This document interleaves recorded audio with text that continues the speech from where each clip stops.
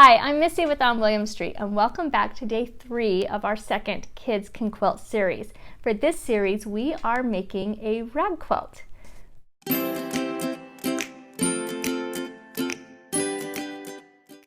So now that you have all of your squares sewn together, so all of your mini quilt sandwiches, you've got your big X down the center, you are now a professional on sewing those straight lines, which is going to really help you in this next step of the process. So now we went ahead and we put ours together in 3 different piles. And we're going to take one from each of those piles as we start to sew our rows. So for this quilt, we're going to do 8 squares per row, and then after we get all of those rows sewn, we're going to sew the rows together. Okay, so for this quilt, our backs are going to be, so this is the back of our quilt, this is going to be the top, and we're actually going to be sewing the backs together. So your seam and all that little leftovers is going to be on the top of your quilt. So go ahead and take your first 2 squares.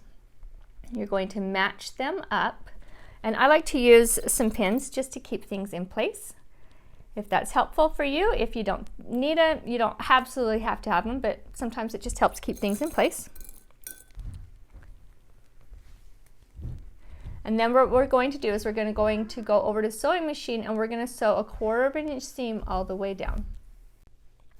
Okay, so now what we're going to do is sew a 1/4 inch seam. So you're going to want to find the marks. You're going to have marks on the sides on your sewing machine and find that 1/4 inch seam right here.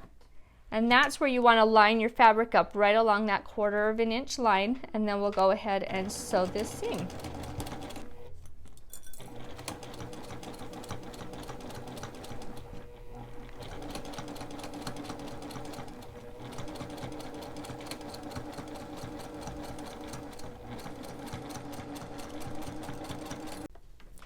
Okay, so now that we've got that seam all the way sewn, you can see that this is going to be the front of our quilt, and this is going to be the back of our quilt. So we have a nice, no edges or anything on the back of our quilt, but we are going to have this edging that we will fringe later on the front of our quilt.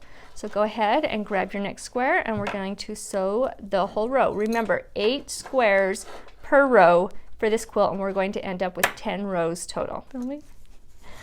Our row is complete, so we have our 8 squares all sewn together. This is going to be the front of our quilt. So we've got our little fringe edges on in between each of our squares. So go ahead and finish sewing all of your rows. You're going to need a total of 10 rows. Remember, 8 squares in each row.